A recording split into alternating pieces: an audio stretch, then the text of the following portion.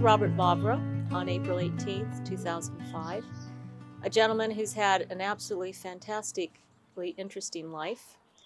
And we're going to do a series of interviews this afternoon, one on Robert's love of horses, one on Robert's love of life, and then we'll discuss a little bit about his new upcoming movie, such as The Real Nature of Horses. Robert, why don't you give me a little bit of background about, you've told me a little bit about yourself, how you grew up in California and went down to Tijuana, fell in love with fighting bulls, and headed off to Spain. Could you tell me that story again? I was born a naturalist. I mean, I always loved nature more than anything. And well, I was not born, but as far back as memory goes, I love two things: horses and Africa. And I was determined to go to Africa.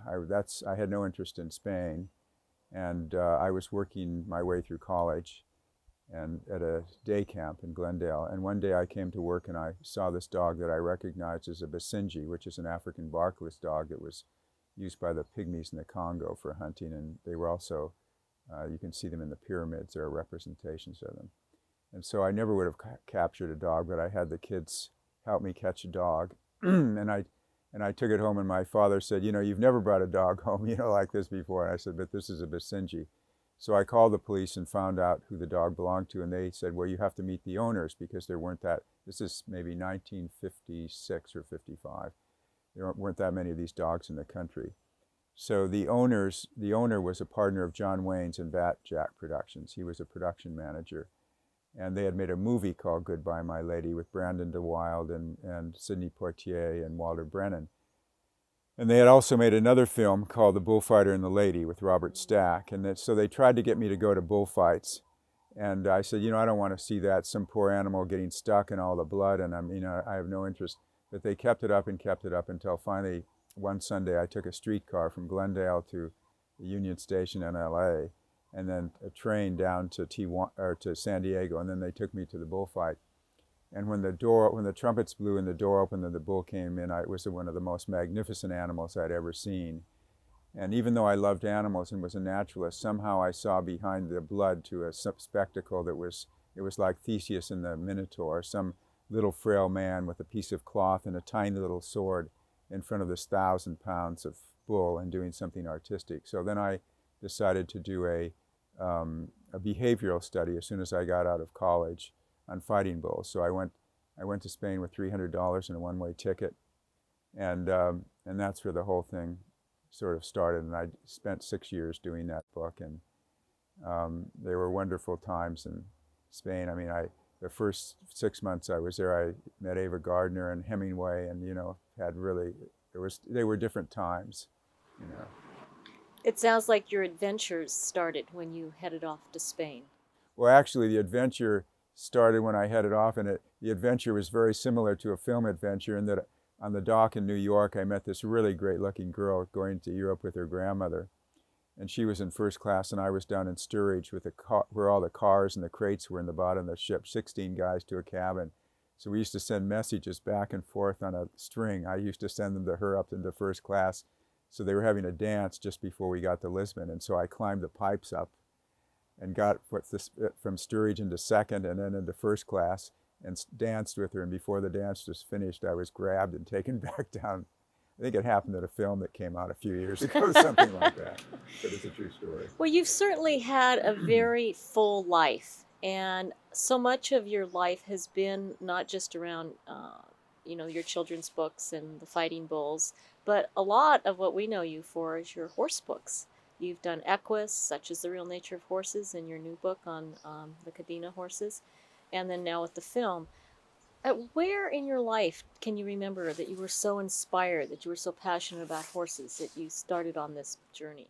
I just always loved horses from the time I was a child. My brother and I, in grammar school with our friends, we used to play horse, which kids don't do anymore.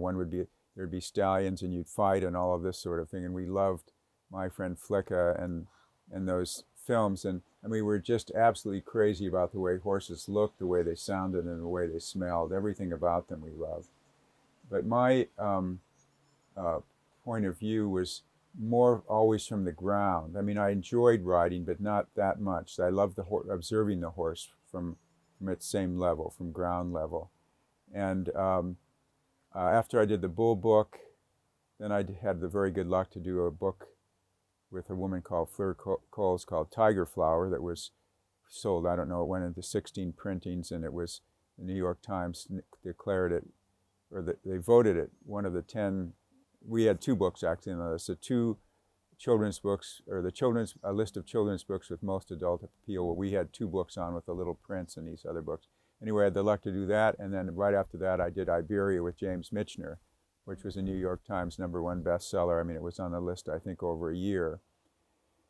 And then after that, a European publisher, who was a printer also, an Austrian count who lived in Sevilla, asked me to do a book on horses. And that book was Equus. And I think, I don't know why, those you were just wired that way or whatever. I had a different viewpoint. I mean, I saw horses in a different way romantically, the way a lot of people felt about them. Because that book was just, I mean, it came out in America. They sold 25,000 copies in a month and a half, which for a big art book like that was something. Time Life took it as a major book club selection. They sold 30,000, and it was done in, I think, 8 languages. So that was the first one, and I think I've done maybe 12. I think I've done 35 books, and probably 12, 15 maybe about horses. And the others have been about Africa, about people, and different things. Well, it's kind of unusual when, in growing up in California, and I've grown up in California too, lots of girls loved horses, but very few boys loved horses. Ronnie and I have talked about that. We had these little horses. We used to play horses. We had these little lead horses. And it's interesting that, that it was more of a feminine thing than a masculine thing, that this interest in horses at a young age. In fact, I found it intriguing. And I did that's an African dove, if you can hear it here. We're a long way from home. I did a book called All Those Girls in Love with Horses, which was a fascinating theme, why there would be this passion, this attachment to young girls with horses. And I think probably part of it was something they could hug. It gave them comfort. They could take care of it. And for example, in Spain, where I live, that didn't exist before. Now it's starting to come in. I mean, it was a very macho thing, and the horse was just for men at that time. Women weren't interested in horses. Well, you're bringing up sort of an interesting perspective in terms of looking at how we view horses. In mythology, it's often been equated to journeys and power. And you said in Europe, it's much more of a male, macho. For sure. And I've noticed that in trying to show gentle ways, the friendship model, that there's actually a resistance of the men in Germany and the males to be that gentle with the horse, where the women just grab onto it. They love it because it gives them the ability to communicate in a way that feels right for them. But I think even among the women, I think we've had this discussion before that, I mean, if you can divide the horse people into, say, 3 categories, there are people like, from my point of view, I love the horse as an animal. I mean, I'm really intrigued by the horse as an animal as much as I ever was. There are other people who love the horse, but they love what they can do with the horse as far as a utility thing. And I think that's fine. And then there are the third group, and then there are all gradations between these. I mean, they're not that totally distinct. And then there's a third group who only love what they can do with horses. And you find this a lot in with race horses, I think. I found a few people who felt real affection. What was that horse's name? Silver. That someone who had won a lot. Well, I had met his owners, and they were extremely fond of the horse itself. And then, as you know, you take a horse like Ferdinand, who won the Kentucky Derby and was sold for meat later. It's just beyond belief. I couldn't believe that when I heard that story. Well, how do you feel a horse has touched you through life? I mean, I heard you say you pretended you were horses, and I think a lot of little kids do. They run around and you decide what kind of horse you are, and then as you grow older, you lose that. You didn't lose that. No, I never What lost have you it. searched for when you followed horses? But I think another thing that I never lost, and Hemingway says that a man must always comport himself as a man, that one of the best parts of the man is the boy. And so, I mean, that's something that I've never lost. I mean, I was a couple of weeks ago 70, you know, and I still have the same enthusiasm for my work, for physical things. I still run 4 miles 3 times a week, a 45-minute 4 mile. So I, you know, I have the same enthusiasm, and as far as a horse is concerned, the more I learn, the more I know I don't know, as far as horse behavior is concerned. I mean, I talk with you who have spent so much time than I were spent doing behavioral studies, and I'm finding new things, and as we've discussed, so much depends on the horses, where they are, what the situations are, and so a lot of us have had different experiences with different horses, and one of the interesting things for me was I spent a lot of time in Africa, so I studied zebra, and I had the good luck to spend some time with Przewalskis or Przewalskis, the Mongolian horses, and to study primitive horses, especially zebra, and even see among the zebra, between the two that I had any much contact with, the plain zebra and the grevies, how their social structure was entirely different between two animals who shared the same terrain, in fact. I mean, where I was last in Kenya, in northern Kenya, in Laikipia, near a place called Nanuki, 2 and 3 years ago, they had grevies and plain zebra, and their behavior was totally different. Interesting. You know, I mean, you could say have 2 kinds of horses, and you know, their behavior was interesting. But I've never, you know, my passion has always remained the same for horses. Well, and you've traveled through the world seeing different cultures, and I think people often think there's only one horse culture. We try to put animals into slots. In what you've seen in Africa and the different horse cultures that you've seen, what kind of priorities, how would you describe the equine culture that you've seen? I would just first state that in America, we're so insular here. I mean, I was surprised to hear that 90% of Americans have never had a passport.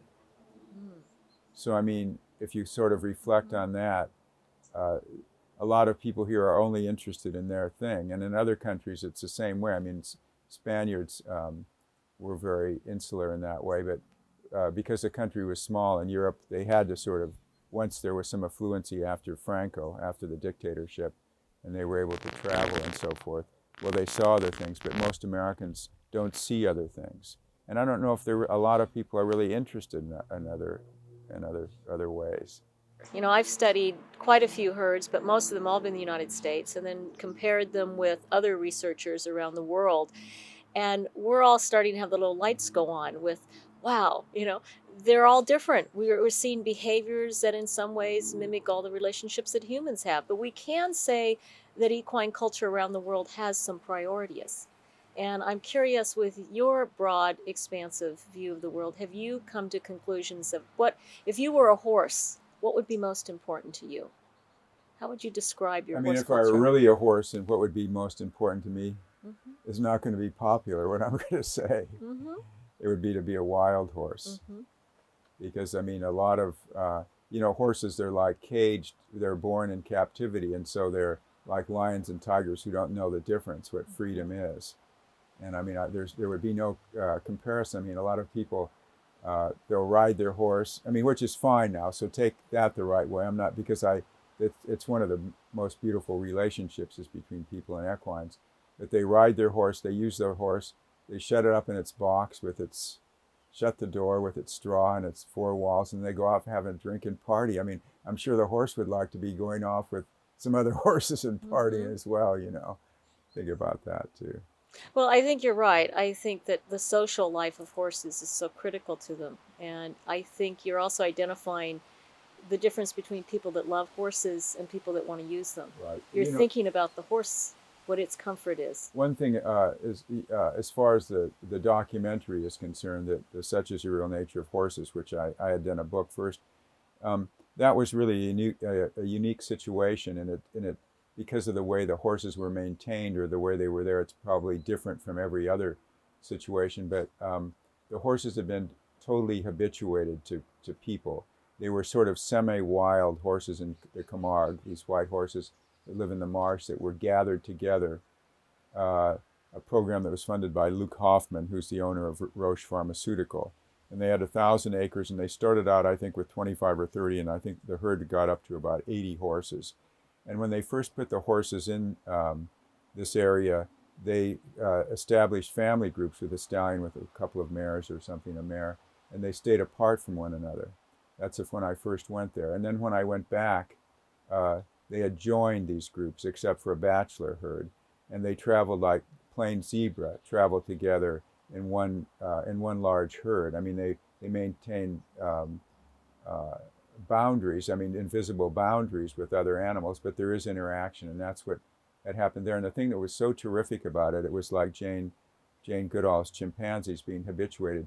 We could be standing 2 feet away from horses that would be mating or fighting or whatever. So it gave us, as far as photography went, it gave us a really unique opportunity. We weren't trying to shoot horses with a telephoto lens that were way off. And again, I told you the other day, the horses were very different in that the wild horses here, their social activity, a lot of it's governed by their need for water. Mm-hmm. And they'll meet at the water hole, and you'll see, and whoever dominance and subordinates is seen there. But where we were, it was marshland, so that was an element that wasn't involved with the horses that I photographed. And give me a little bit more history. What was the purpose of the study? The horses were there 25 years, mm-hmm. and was the purpose to study the behavior of this group of horses? Right, it was an equine study thing. It was headed by Patrick Duncan, Dr. Mm-hmm. Patrick Duncan, who had done a lot of study in the Serengeti of other animals, and in South Africa. I can't remember exactly what Patrick studied. And then Claudia Fay, who's probably really one of who I have tremendous respect for, and she was one of the girls in my Girls and Horses book. She's Swiss, and she had been there for years. I mean, years and years and years. And now she's Luke Hoff. Once that Camargue study ended and those horses were disbanded and went to different places in the Camargue, they had the idea to breed Przewalskis and reintroduce them into Mongolia. So Dr. Hoffman is sponsoring that, and they've made their first couple of introductions already. And I spent time with them, which was terrific to be with these Mongolian horses. And I think at that time there were maybe 5 or 6 family groups in, I don't know how large, maybe 500 acres, but to be able to walk with them and spend a day. I spent a few days with them. It was terrific. What would you describe or describe to me what would be a scene, one of your favorite scenes of being with the horses? Any memories come jumping in front of your face that you can recall that were just made you smile? A big time. Yeah. When my uncle, we had an old Czech great uncle who we always said was a gypsy, who had about 150 acres or something like that near Hemet. And so he would go and buy the cheapest horses he could at auctions, and they were always these problem horses, that had major problems for kids. But finally they bred Polly, and we were to us supposedly a champion quarter horse, and so we were so excited, and so my brother and I went running down, and there she was with a baby, with a mule that she hadn't bred to a horse, but to a donkey. That made us smile, but not really. We wanted Thunderhead. Yeah. In your studies on the Camargue horses, what were some of the unusual behaviors that you observed that you had not seen before? Probably, well, one thing that no one up to that time had recorded before, and I just did it because of the camera, was the use of eye rolling as a threat display with stallions and play fighting in with the older stallions. And the other thing that was interesting there too, which you've seen and you've told me, were the different personalities between the horses. I mean, I think it says in the documentary they were as varied as peoples. I mean, they were so totally different from one another, and to get to know the different horses and their personalities and how they reacted and so forth was, one of the interesting things of the program. And then another thing that was that I was really into were the different ways, because those horses anyway, didn't like to fight. Mm-hmm. I mean, they'd play fight, but as far as a serious fight, I think they knew the consequences. There was only one horse, who we call Scarface, who we had to be a bit apprehensive about, and the other horse, I mean, he'd wait, hidden and be involved in sneak attacks on the other horses. But the thing that was fascinating to me was to see the rituals that the horse had, equines had evolved in order to avoid fighting. And the thing that's great about the documentary and the book, it was the thing I tried to do in the book. I used a lot of little photos so you could see it almost frame by frame what was happening, but was to see these rituals and to document them so that there could be no question. I mean, you can write something about this and someone can always doubt you, but if you show, for example, in the documentary, talk about yawning as being a sign of anxiety, or it can be. And so you see a stallion courting a mare with a semi-erection, and the mare doesn't have the erection, the stallion has the erection. And you see another stallion approaching, and this horse looks at the other horse who's coming sort of this way and yawns, and then as the horse passes, he yawns, and then he yawns again as he leaves. And so, I mean, there is a definite example of that. And then as far as displacement for fighting, you see examples of breath testing in which subordinates and dominants can actually be sniffed out from the breath of the other horse, or flank trembling, and maybe even odors emitted from the flank. And one of the really fascinating things that we had was, and had good examples, was the dung pile ritual, in which the subordinate horse, you'd see a dominant horse without any mares and estrus, and a subordinate with a mare and estrus, and the dominant horse would stalk the subordinate, and stalk those mares, not the subordinate, the stallion.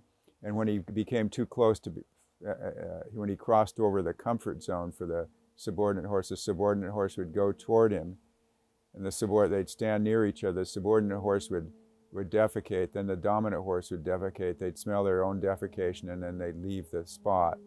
And we were able to get, and I'm sure it happens all the time, but we were able to get one really great example of parallel defecation, where the horse looked like he was a mirror of the other horse, and they both defecated at the same time to show that neither one of them wanted to concede defeat. So yeah, that's something that is totally overlooked in domestic horses, and I know in bringing wild horses in one of the videos I've given you, it's a little stud colt that starts attacking people because gelding's on one side and the mare's on the other, and they keep cleaning his stall. And it was simply, just leave some manure for the poor guy because of the marking. The marking, that's why people say as soon as they clean a stall, why does the horse have go to poop again on the fresh shavings? They have to mark it. But the other thing the thing that I think is great about the documentary is that you can see these things. You can see a mare with a foal, a mare that's coming into estrus, urinate, and there's a young male behind her who smells the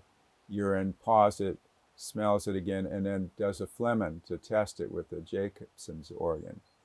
And then then he marks it, and you see him marking the same spot. And then another stallion follows and smells it, phlegmons, and marks it.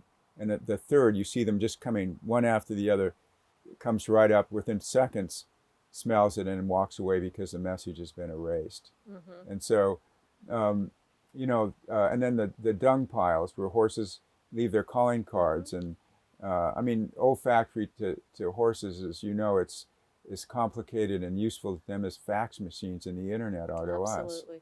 And most people who have that horse in the, that's why I think at the end of the documentary it says, even in the most docile, stable horse is a fascinating, intriguing animal whose natural behavior is far more intriguing than any behavior we can train or impose upon it. Well, you're absolutely right. And I think your film is going to bring out a lot of what science knows, but has somehow missed the loop to convey to the public. But I think there will be people who don't want to know that. That's true. They won't want to know it. Or they won't want to admit it because they want to think, oh, the horse is just this dumb animal that we can, have our way with and get pleasure from. It's not comfort, their comfort zone is bothered by the fact that the horse, there's much more sensitivity and there's another being behind the horse, and they want to admit that there is. Well, and those people don't have to watch the film and they can walk away. But those that you will touch, you may impact them to where they loosen nosebands. Because you've seen there are a couple of scenes in there, excuse me for interrupting, but get enthusiastic about this. There are a couple of scenes in there where you'll see it. There's a stallion, a 7-year-old stallion, mutual grooming a week-old foal. I mean, who could ever imagine that that would take place? The only thing there's been recorded things of wild horses, of a stallion killing a foal, and so people think of stallions, and that does happen. I mean, I'm sure genetically to keep the bloodline of that stallion that's coming in. The same thing that happens with lions. When new lions take over a pride, they kill the cubs. And it could be too that in some cases that maybe a stallion would come in, I don't know, just to keep the genetic destiny under his control. Maybe they do that, but we didn't, in the Camargue, there were no examples of that, nor were there any examples of a horse actually killing another horse in battle. The first day I was there, which was amazing because they had never seen this in 15 years of the study.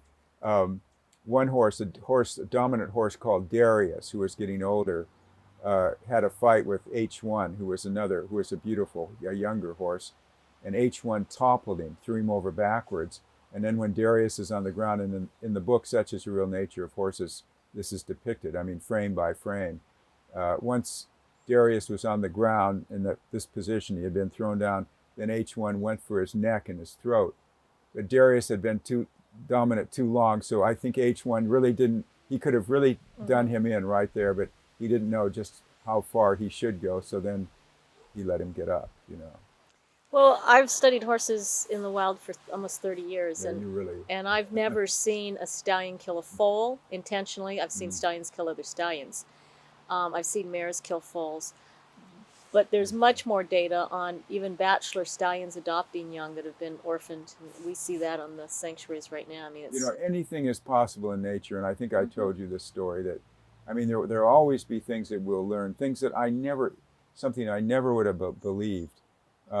I told you that I had known Ernest Hemingway, and later I had the good fortune, he's in a book I'm doing on Africa, Patrick Hemingway, who was a white hunter in Africa for 20-some years, told me, and I know because Pat is absolutely the truth, and I never would have believed this, having spent so much time in Africa, that he had seen a blind cow Cape buffalo adopted by two young bull elephants, who actually put their trunks on her and led her to water. I mean, I would never believe this unless someone who I knew was actually straight would have told me that story. So we don't know everything, you know. No.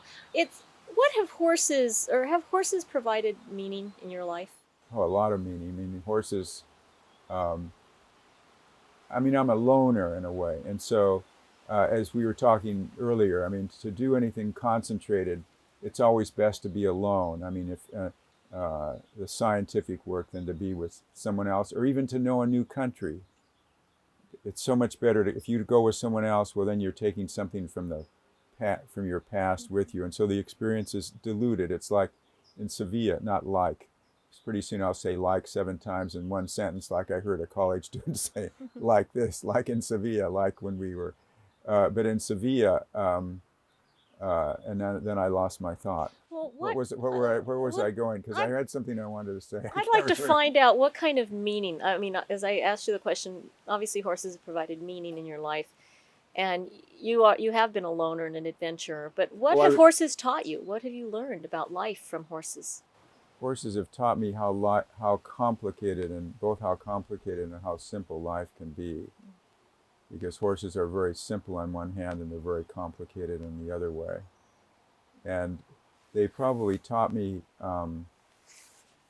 about passion, how you can have such passion for an animal. As I say, I like the smell of horse shit, you know, and a lot of people, but there's different kinds of smell of horse defecation. In Sevilla, the carriage horses who are working in the street, it's an entirely different smell. It's a sour smell. It's different from the horses out. And I don't know why that is. Maybe you know the answer to that. What they eat. You can certainly tell what they eat. Because it's an objectionable smell, whereas in a natural situation of defecation, it smells good. It smells, I love that smell. And I love the same with cows, too. And that's why when I lived with the Massa, people found it repugnant that they make their houses out of cow dung, you know. And I always love that smell. Digested grass, Yeah. it smells good. What Right. goes in comes out, so Right. that smell is important. So passion. If you were a horse, what kind of horse would you be? Well, I'd for sure be a wild horse. There's no way that I would be, and I have friends that have different kinds of horses, so I can't go into this too heavily, or I don't want to offend anyone. But I just want to know how you see yourself. If you were a wild horse, would you be a lone bachelor stallion? Would you be a stallion with mares? Would you be the old stallion of 30 years with the harem that when I none was, of the other bachelors could well, approach? when I was young, I would have been a bachelor because I couldn't have had a harem. When I could have had a harem, I would have had as many mares and screwed as much as I could. And then now I'm at the age now where I'm sort of like the lone stallion or the lone bull elephant or something like that. That's I mean, I'm very comfortable. I have a lot of contact, and the phone makes a difference. But I live a very social, a very kind of different life, in that who I can compare a bit to my friend Peter Beard, who, it's you live a life very involved with nature, which is the most important to me. But then there's a sort of, and I don't know where it comes from, kind of a glamorous side to my life, and that I've had a lot of friends and film people and actors and painters and different people like that. And at one time I led a very, but my life is a life of contrast. Like I think I've told you that I had 2 houses in Sevilla. I just have the ranch now, and there were 10 bathrooms, and yet I would come between the 2 places, and yet I would come to my brother's place, and instead of staying in a house where there are 3 bathrooms, I live in 2 plywood rooms over the garage and pee into a Purex bottle. I mean, it's a very different from having 10 bathrooms to a Purex bottle. I mean, you can see the dichotomy there. Dichotomy there. You've written a lot. You've produced now film. What do you hope people get from your books on horses and your film? I hope they get what we receive a lot of. I think the website probably gets 500 or 600 things a day, and letters were more important to me because I'm not a person of the new age of email. I mean, I can't stand all of this instant gratification, but I used to love, I mean, right up there is the mailbox, and it was an adventure itself to go to the mailbox and open it, and there would be a flutter of birds or butterflies from stamps from Africa, from New Guinea or some other place. You'd open a letter, and maybe it had the smell of alcohol or sweat or perfume, and it would be stained with whatever, and that doesn't that doesn't exist anymore. And again, I'm off on the question you asked Well, me. there's 2 things. One, what I'd like to know is help me out. is what do you hope people get from reading your books on horses that's in your right, movie? right. That What do was you the want question. people to get? That was the question, and I want them to get what, through this communication, we receive.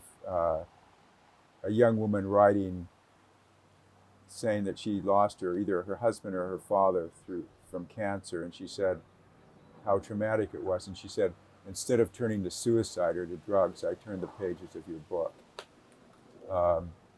Music CD that we did not long ago that has, for the first time, I'd seen all of these other things that are sort of have gone out of phase now, all of the nature, new age music things of whales and jungle sounds, and no one had ever done anything with horses, and I thought, well, this should be done. So I took some time with a friend, and fortunately my cousin had some great compositions that she had done that fit my needs perfectly.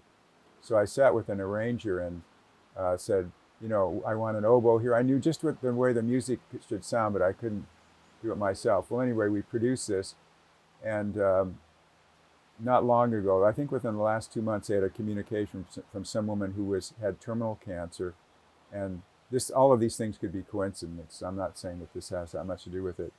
And someone gave her, she loved horses, and someone gave her the CD, and she said somehow it gave her the will to fight, and she's in remission now. I think bringing beauty into people's lives in this world where there isn't as much beauty as there used to be, and that in part, I think man has lost touch with nature, And when you lose touch with nature, you lose touch with yourself. And I think this is a real tragedy I see happening all over that. I see it happening in Africa. I mean, my Maasai friends, when I was back last time, people had American baseball caps on. I saw a couple of guys with cell phones. I mean, it's just, it wasn't America's fault. It was just that that's the way it was destined to be, that we homogenized the world with a capitalistic system, which has a lot of really positive things about it.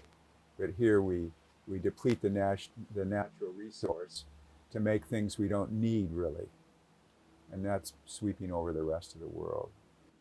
Well, you're a writer, you're a photographer, you're a poet, you're a film producer, a music producer, and you're a romantic. Do Big you time. hope that maybe you can bring a piece of your passion and your romance that you've seen in the world as a naturalist to others through your work? That's what I try to do, and I just hope that it serves as a record, because everything's going so fast in that way that it isn't going to be here. I mean, we can't kid ourselves. You've told me about, as far as wild horses are concerned, just how few there are really left in a truly wild state. And all of these things through exploitation, where the big buck is the thing. The big buck is the thing that, but that doesn't mean we don't have to still try and counter that and try and fight for things that are of value. So, do you hope that people make a difference in their horses' lives by the books and the movie that you're I hope so. produced?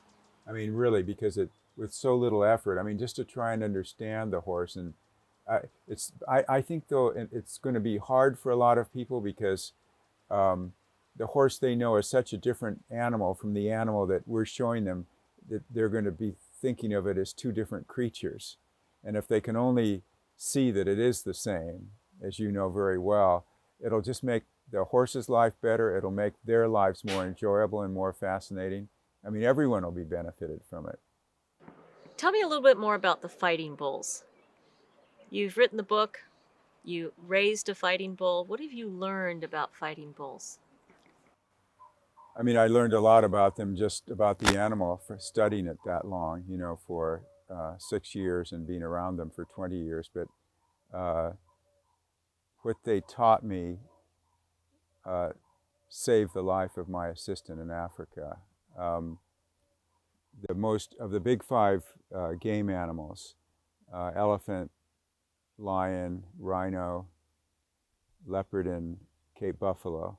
The Cape buffalo kills far more people than any of the others. It's the most dangerous of the big five animals.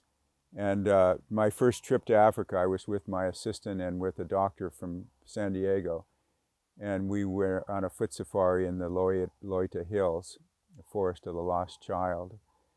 And on the way in, a Cape buffalo came out of the brush and faced us off, but at a distance, and then went back into the cover, into the bush. Coming out about 5 days later, my assistant had been sick, and we were going along a narrow corridor of dry grass through the forest, and all of a sudden this buffalo just burst out, the same buffalo, and charged us. And the Maasai who was leading, Danielle, threw a spear and hit it in its shoulder. And a wounded Cape buffalo is even worse than just a normal one. And we all made it to trees, and it's the first time dealing with a lot of animals in a lot of places and people that I've ever thrown my camera down. And I threw it on the ground to get in a tree, because I thought in seconds I was going to be smashed into nothingness. And so everyone made it to trees except Joe, who was my assistant, who was behind some saplings with a buffalo on one side and he on the other. And then he made a break for our tree, and the buffalo came after him and hit him and knocked him down, but ran over him, and then turned around, and he got up and started to run again. And it hit him again and knocked him about maybe 50 feet from where I was in the tree.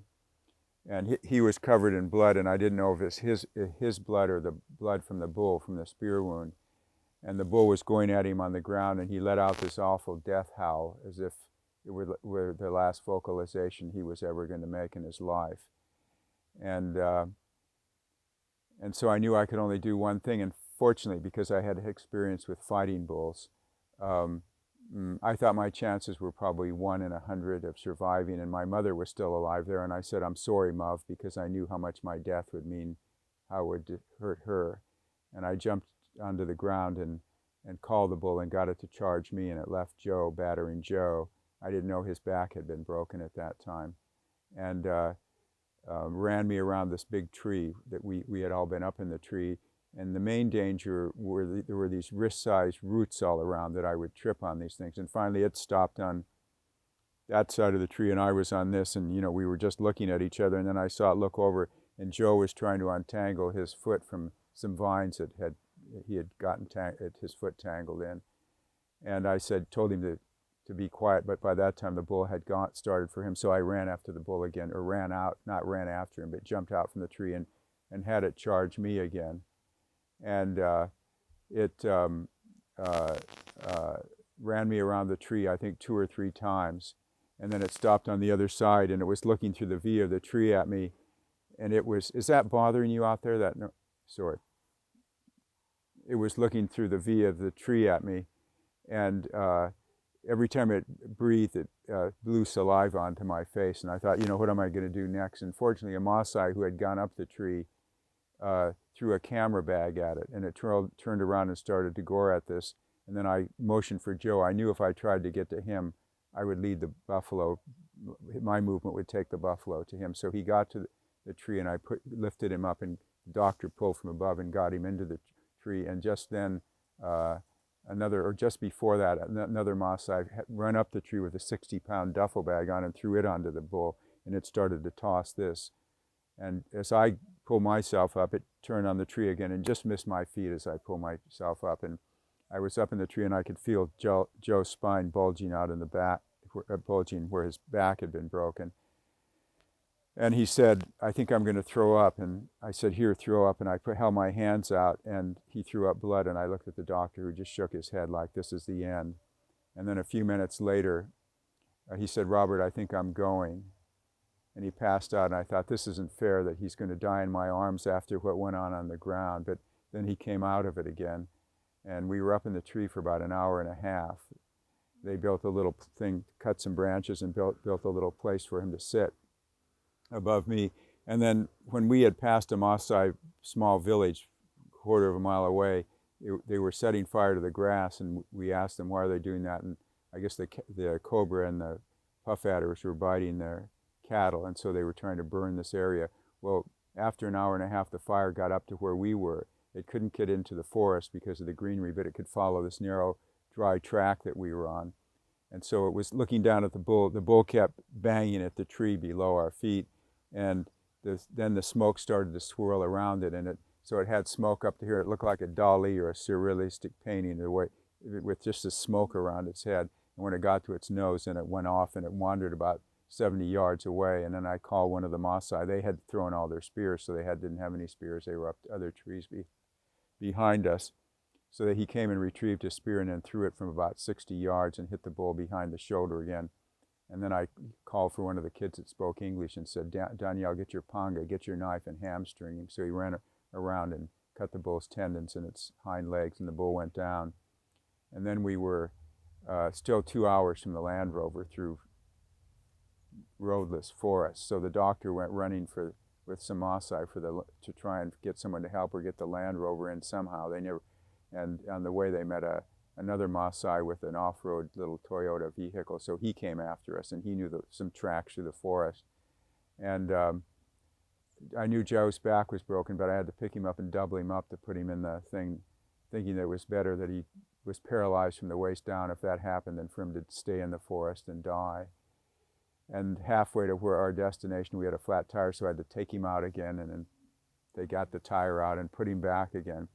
And we arrived at this village about a half an hour before the sun was going to set, and I made the other driver promise to wait for us because only he knew how to get us out to the road down the escarpment.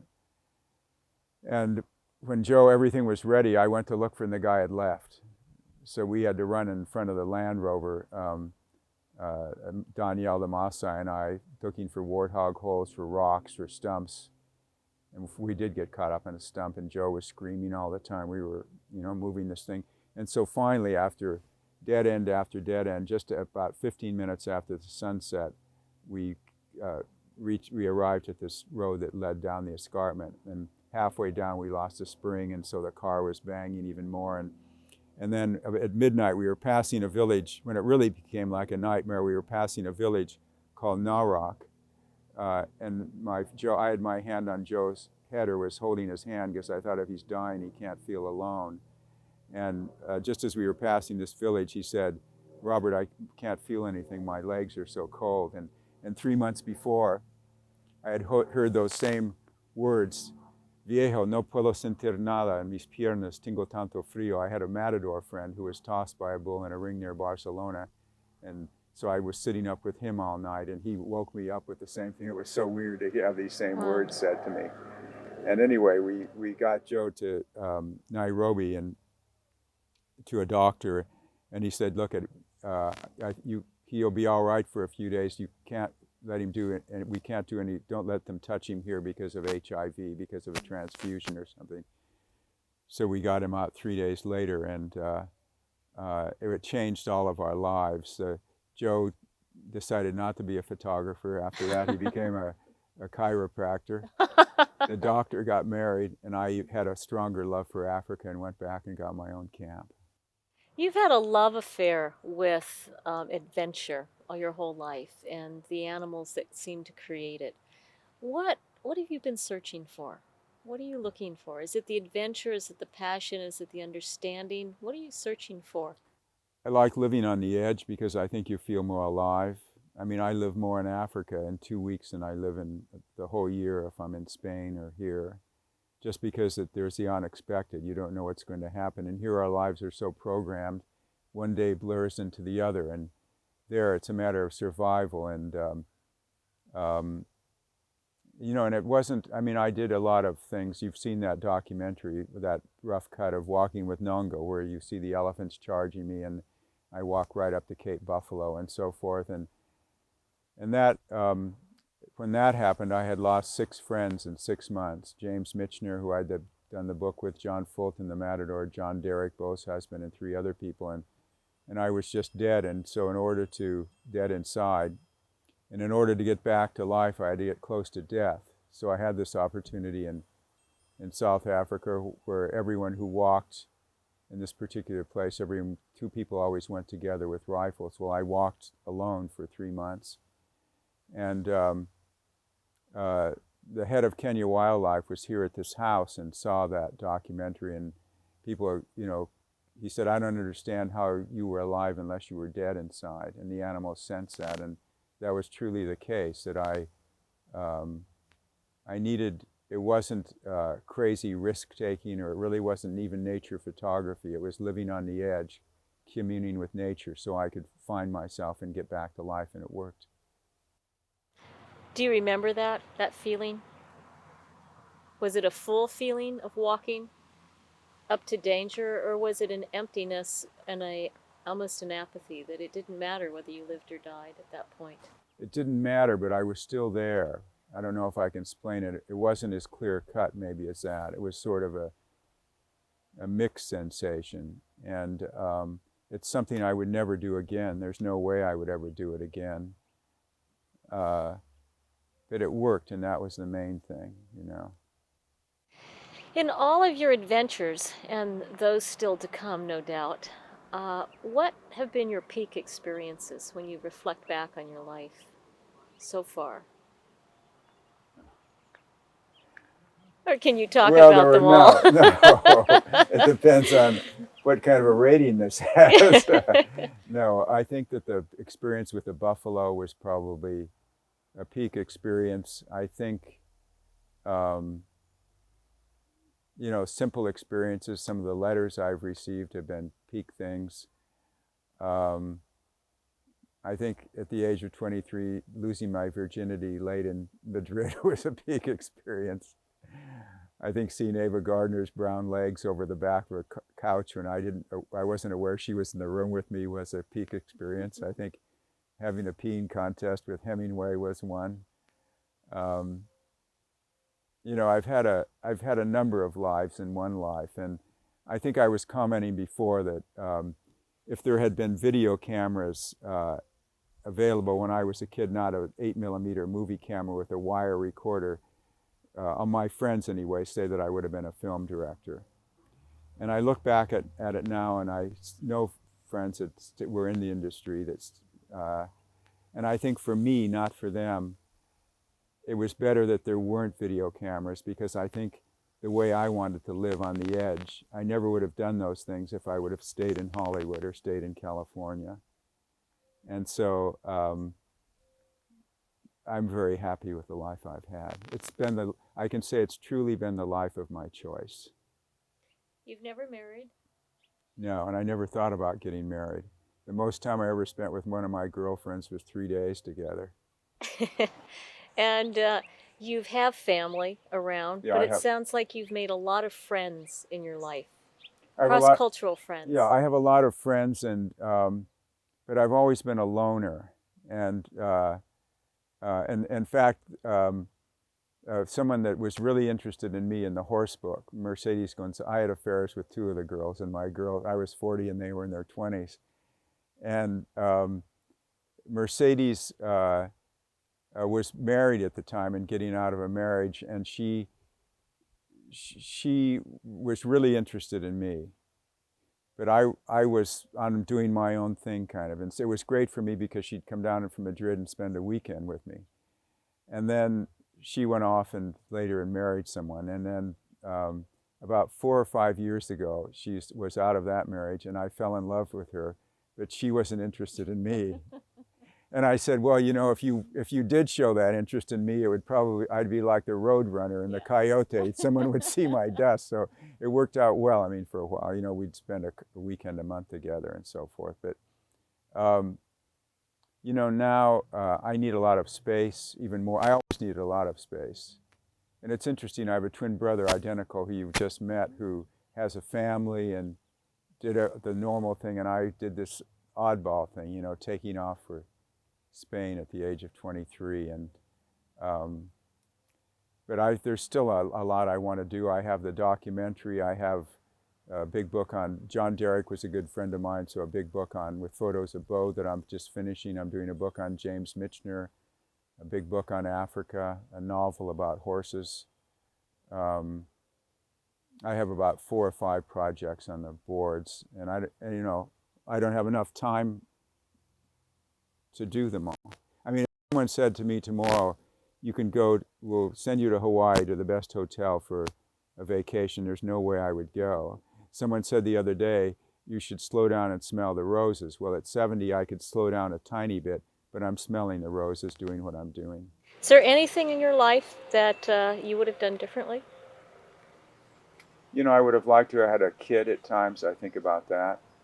But I almost did once. A good girlfriend of mine that I had a long and passionate relationship became pregnant by me and then had a natural miscarriage, but it wouldn't have been the situation that would have been good for the child or for me. If you were an animal, and you've studied them all over the globe, what kind of animal would best describe you? What kind of animal would you be? The human animal, that's me. And why? Well, because I don't have any other choice. I mean, I know what your question is, what animal I would be, but that was asked of me in a book, and I wish I had it. I said something a pig because I'd end up for someone's bacon and something else, and then it ended with me saying, you know, a human animal is what I'd rather be. Even though 2 summers ago, for 2 summers I lived with baboons, and I must admit that I'd rather be around those baboons than around most people. You've had a lot of human friends, though. Who have been the ones you admired the most, that made the biggest difference in your life? James Michener made a tremendous difference in my life as a friend and as someone who gave me a tremendous opportunity. I mean, I was a pigeon dropping when I was nothing, when he gave me the opportunity, and he could have chosen a lot of people to do the photographs for Iberia, and that's what really launched me. Wilfred Thesiger, who National Geographic named the last of the greatest geographic explorer of the 20th century. He was a really great friend of mine and influenced me a lot. He was a loner also. And someone once told me, someone that was in love with me, a woman told me, she said, well, I have to admit the lone wolf travels furthest.